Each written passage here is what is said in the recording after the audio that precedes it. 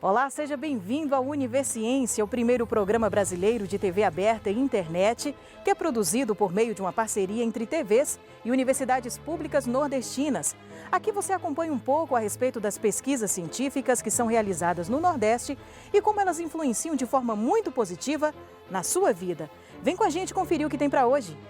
Nesta edição, veja como a evolução científica tem contribuído para a descoberta de novas vacinas. Pesquisadores desenvolvem um composto químico que pode ser uma esperança contra as temidas superbactérias. E ainda, um estudo aponta que o mel de cacau pode ser um substituto saudável do açúcar e uma boa oportunidade para o agronegócio.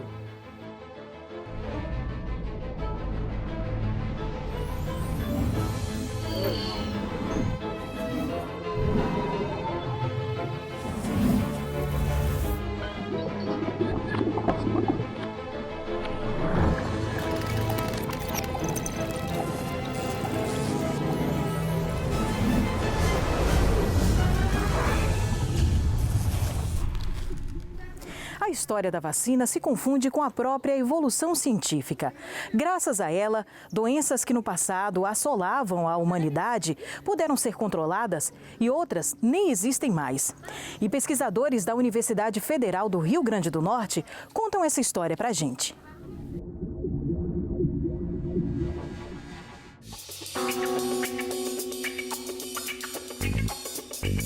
A história da vacina começa com uma onda de varíola no século XVIII. Com isso, os pesquisadores se sentiram motivados a descobrir uma forma de prevenção à doença. Como é que eles descobriram a vacina? Através da observação de que ordenhadeiras, na época que trabalhavam ordenhando as vacas para atividade pecuária, elas adoeciam de uma variante da varíola, que era a varíola bovina. Essa doença normalmente não matava, não levava o paciente ao óbito, ao contrário da varíola humana. No entanto, quem adoecia da varíola bovina estava protegido num futuro contato com a varíola humana. Então, Edward Jenner percebeu essa proteção e imunizou um adolescente na época com a varíola bovina e provou para a população de que esse adolescente ele não mais mesmo num segundo contato com a varíola, dessa vez com a variante humana, não estava mais sendo acometido pela doença. Após o experimento de Jenner, onde ele inoculou uma criança com a varíola bovina e percebeu a cura contra a varíola ou a proteção contra a varíola humana, Louis Pasteur deu sustentabilidade em laboratório, desenvolveu essa vacina em laboratório que durou décadas. Por décadas, a população europeia e se expandiu para os outros continentes, utilizou da varíola bovina para imunizar os humanos e estarem protegidos contra a varíola humana. As vacinas são produzidas principalmente através de micro-organismos conservados em laboratórios, podendo ser inativados ou atenuados. O micro-organismo atenuado ele está vivo, porém ele não apresenta o que a gente chama de virulência. Então ele está vivo, porém no estágio como se fosse latente.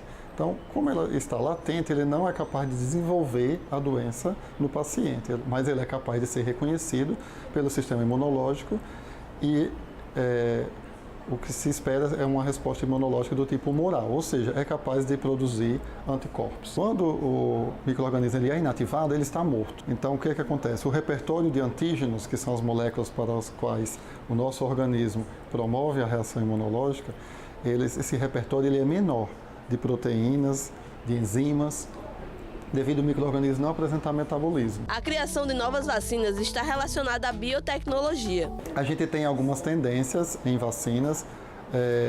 Eu diria que as duas principais são a tecnologia do DNA recombinante. A gente tem hoje duas vacinas que estão no mercado através da engenharia genética ou tecnologia do DNA recombinante, que é a vacina contra a hepatite B e a vacina contra o HPV. E uma segunda tendência, além das próximas vacinas terem a tendência de virem atreladas a procedimentos, a técnicas de engenharia genética, a gente tem os sistemas de liberação, como, por exemplo, lipossomas, nanopartículas, micropartículas, que vêm auxiliar no processo de imunização, tanto na questão da biocompatibilidade, como na liberação prolongada e no controle da inflamação desse imunógeno para que o paciente apresente a melhor resposta imunológica possível no menor prazo e com doses em menor número. Carla é pesquisadora da UFRN e atualmente trabalha no desenvolvimento de um soro para o combate ao veneno do escorpião Titus stigmurus, bastante confundido com o escorpião amarelo. Obtivemos esse veneno, do escorpião durante o mestrado e testamos esse veneno com os dois o imunadjuvante tradicional, que é usado nas vacinas no país, o hidróxido de alumínio, e desenvolvemos aqui no laboratório um outro imunadjuvante que a partir de nanosistemas, que foram as nanopartículas de quitosana. E testamos esses dois imunadjuvantes, vacinamos os animais e a partir dessa vacinação, após 6 semanas de imunização, obtivemos o soro. O Brasil, na verdade, ele é um dos maiores produtores de vacina da América Latina e é país de primeiro mundo na produção de vacinas.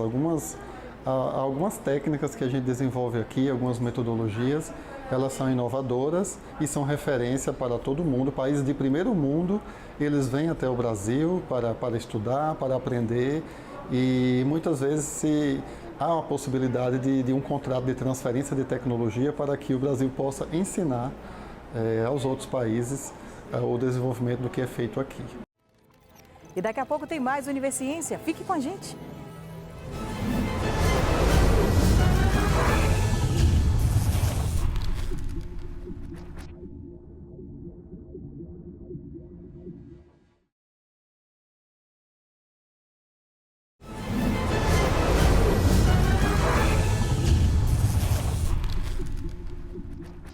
Um grupo de bactérias resistente a diversos tipos de tratamentos é conhecido como superbactérias. A expressão até assusta, mas pesquisadores da Universidade Federal da Paraíba trazem esperança. É que eles estão trabalhando num composto que pode ajudar no combate a essas anomalias. Um pó extremamente tóxico que, ingerido sozinho, pode levar à morte, mas que, trabalhado em laboratório, pode melhorar bastante a saúde das pessoas. Essa transformação foi realizada por pesquisadores do Laboratório de Pesquisa em Bioenergia e Síntese Orgânica da UFPB.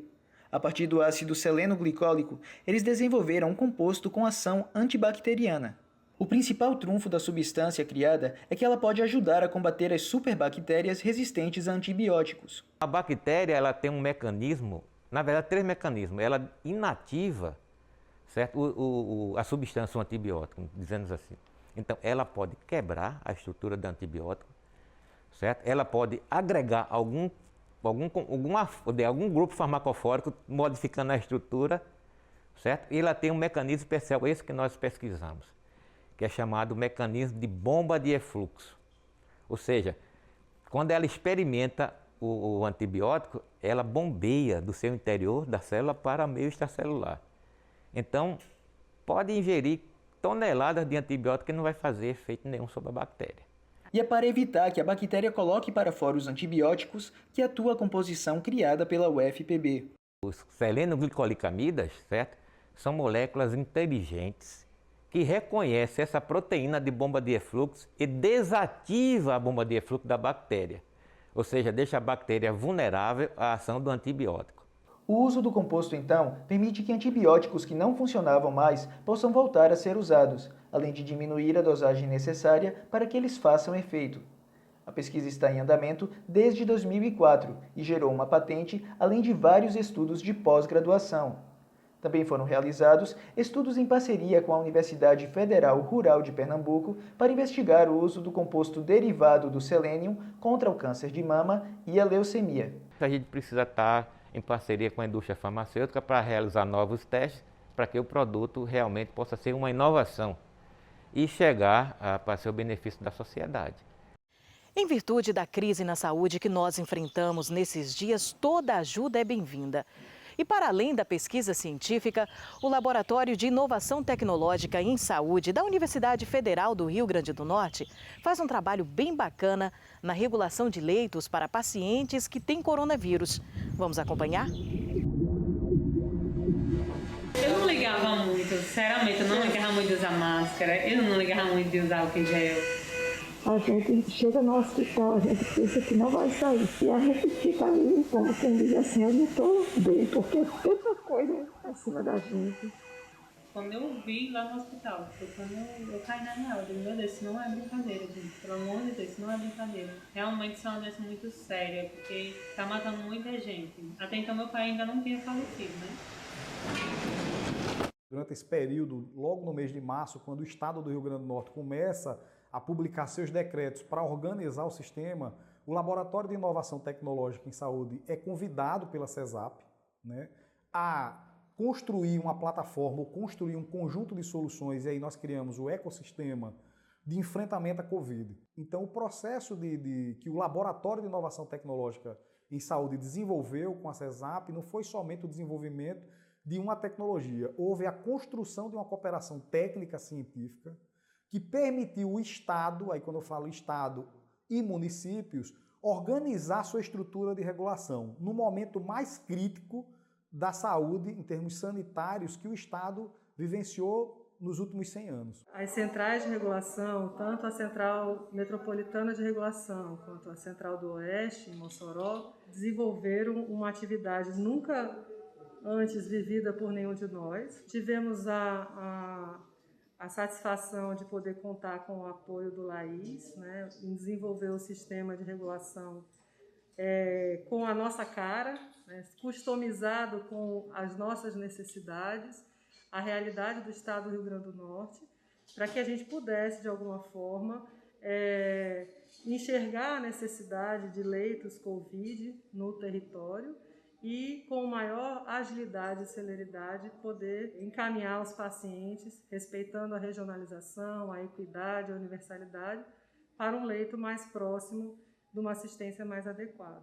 Porque, até então, nós não dispunhamos de um sistema de regulação, nós usávamos planilhas eletrônicas, e isso fez com que todo o processo regulatório fosse visto por todos os entes, né, do processo, trazendo um tensionamento no uso da ferramenta, né, porque muitas unidades não dispunham, às vezes, nem de um computador, nem de internet, então fez com que essas unidades pudessem buscar melhorias nos seus processos de trabalho e avançar no uso do sistema e da ferramenta. Então a gente viu a pandemia acontecer, o sistema se encher de usuários, né? Então a gente pôde gerenciar todo esse quantitativo que não foi pequeno, pelo contrário, a gente trabalhou em torno de 150 a 200 pacientes dias, usuários dias, com a rotatividade de leito em torno de 20 a 50, chegamos a regular 50 leitos dia. Isso foi facilitado por ser um sistema ágil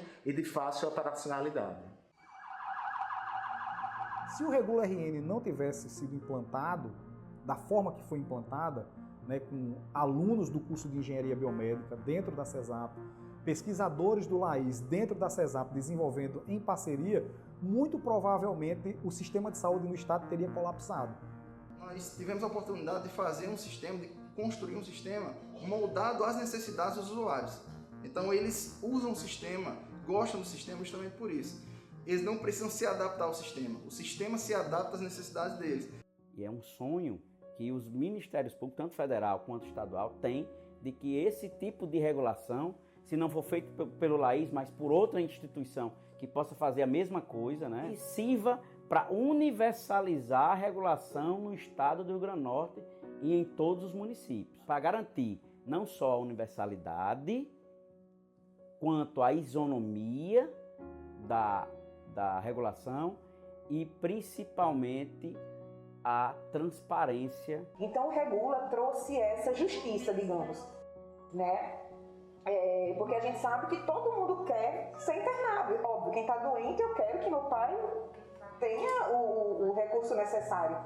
Só que tem muita gente e nem todos têm, alguns podem esperar um pouco, mas aquela Dona Maria não pode, ela tem que ir na frente. Então quando a gente tem um sistema que conecta as necessidades com as disponibilidades e torna isso universal e consegue com parâmetros técnicos determinar quem vai para aquele leito, isso é o que o SUS prega, que é a questão da equidade, da universalidade.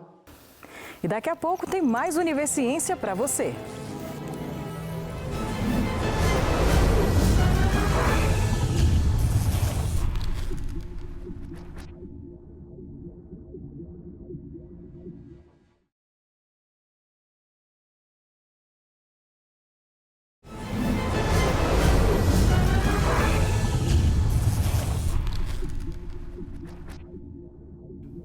Distanciamento social, lockdown, crises econômicas, incertezas sobre o futuro, o acesso à vacina. Tudo isso é tão familiar para a gente nos últimos tempos, não é mesmo? E cientistas da Universidade Estadual de Santa Cruz, no sul da Bahia, fazem uma análise do quanto esse turbilhão de coisas na cabeça pode afetar a nossa saúde como um todo. Nós entendemos que a pandemia ela mudou de forma drástica a nossa rotina, cerceou nossa liberdade, limitou nosso projeto, nossos movimentos, alterou a forma de nós nos relacionarmos com as pessoas, a forma de trabalhar, trouxe com ela uma série de ameaças, né? Ameaça de perda da saúde, ameaça de ser atingido, ameaça de morte, ameaça de desemprego, ameaça de separação, ameaça de solidão, ameaça de agravamento já de doenças, de transtornos, transtornos mentais que já se faziam presentes. O projeto Emoções à Flor da Pele, aprendendo a lidar com elas, está ligado ao nosso grupo de trabalho, Hemofoco, Emoção e Informação, e foi implantado no auge da pandemia, né, em junho, e foi motivado pelos relatos dos funcionários, dos professores, dos alunos que estavam sem saber lidar, né, estavam com suas emoções à flor da pele e sem saber lidar, né, com essas emoções. Daí o nome do projeto. O projeto é Terapias, como ele trabalha justamente da forma online, às vezes isso se torna um facilitador para quem está em casa, né, que não está com receio de sair. É uma forma de estar buscando ajuda, entendeu, nesses espaços. O projeto até então desenvolveu algumas terapias na área de apoio ao sono, de eneagrama, que possibilitou o autoconhecimento, apoio a pessoas em situações que foram afetadas diretamente pela Covid-19 ou pessoas que vivenciaram, né, situações de luto. Eu também ofereceu alguns grupos, né, de apoio a trabalhadores da saúde que estavam na linha de frente da Covid-19 na atenção primária à saúde e também da assistência social, como também algumas outras modalidades, como bate-papo literário. Ele acabou sendo uma ação de promoção da saúde mental. Um dos sinais para a gente perceber que precisa ajuda é quando algum desses sentimentos começam a afetar o cotidiano, as atividades da vida do dia a dia, quando se perde o prazer pelas coisas que tinha prazer de se realizar, o desejo de se isolar é crescente. Então, nesses momentos, é muito importante a ajuda. Existem pessoas que já traziam alguns quadros de adoecimento, né, alguns quadros patológicos, e essas pessoas elas tenderam certamente, né, a agravar esse quadro. Outras que não tinham um quadro de adoecimento e que apresentaram uma inclinação ao desenvolvimento de algumas dessas patologias que envolvem as emoções. Outras conseguiram e têm conseguido lidar com isso de forma proativa, se protegendo, mas tentando manter mais ou menos o seu ânimo. O projeto ele conta com a parceria da Secretaria de Saúde dos municípios de Ilhéus e Itabuna e também do Núcleo Regional Sul do Estado da Bahia e também da Universidade de Brasília. A gente tem uma equipe composta por mais de 40 profissionais da área de saúde mental de diferentes formações, terapeutas ocupacionais, psicólogos, enfermeiros, psiquiatra e o projeto fisioterapeuta. E o projeto atende a grupos específicos como população indígena, adolescentes, universitários, trabalhadores da área da atenção básica, da área da saúde e assistência social e também a população geral. Nesses encontros, o que buscamos é dialogar com pessoas que trabalham ou pesquisam sobre emoções e que podem talvez trazer uma luz para este momento no qual as emoções, como o título do nosso projeto diz, estão à flor da pele.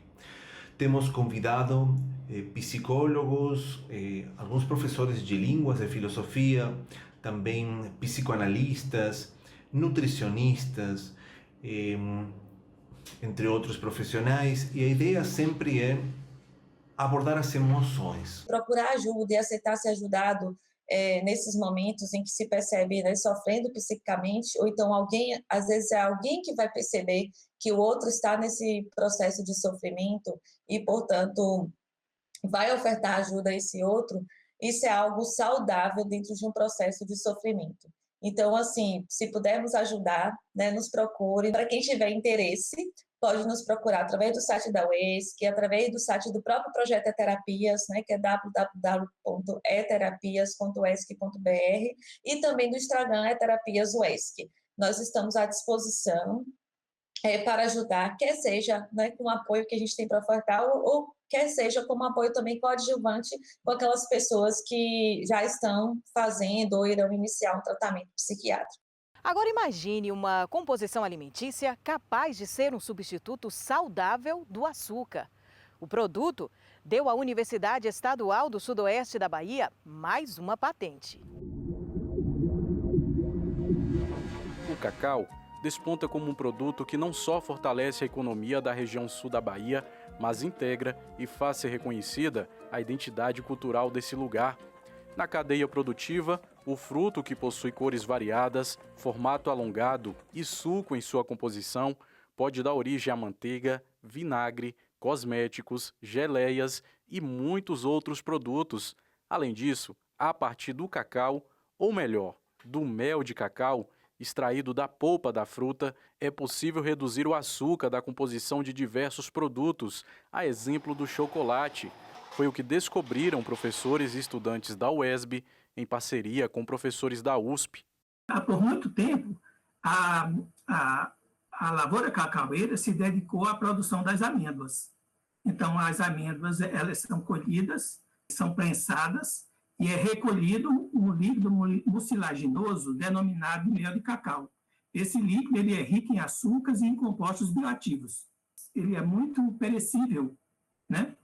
E, portanto, detectando essa perecibilidade, a gente verificou a possibilidade da gente utilizar esse subproduto para elaborar os produtos derivados do cacau. Nós processamos o mel de cacau, né? Tornamos ele factível de aplicação em formulações alimentícias, tá? Como chocolate e gelado comestível. E ele atua principalmente na substituição do açúcar, né? Da formulação, da sacarose. O mel de cacau pode ser uma alternativa para o agronegócio do sul da Bahia. A invenção dá condições para que o fruto seja totalmente aproveitado e, com a aplicação e a destinação do mel de cacau, garantir valor do ponto de vista econômico e social. É mais uma alternativa, em função dessa crise da lavoura cacaueira provocada pela vassoura de bruxa. Então, houve a necessidade de ter alternativas para agregar valores aos seus subprodutos. Então, hoje em dia, nós temos o licor de cacau, temos geleia de cacau, cachaças derivadas do cacau, dentre vários produtos. Entretanto, o mel de cacau ele não foi estudado, assim, não tem uma aplicação tecnológica como foi aplicado para isso. Então, nós detectamos essa brecha na cadeia produtiva para a gente poder desenvolver o trabalho.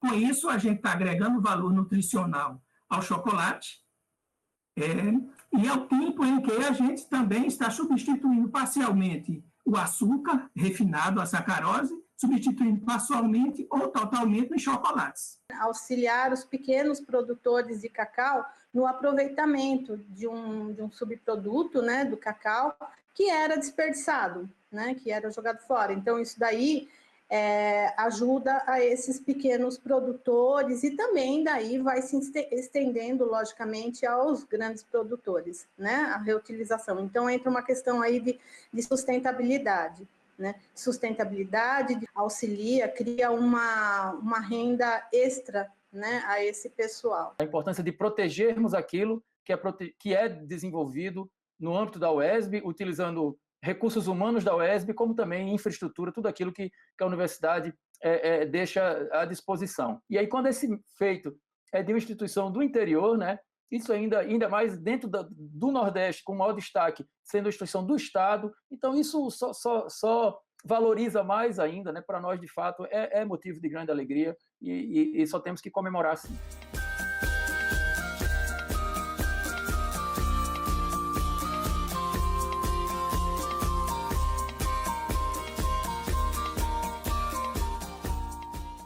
O O Univerciência de hoje fica por aqui. Muito obrigada por sua companhia. A gente se encontra na próxima edição. Até lá!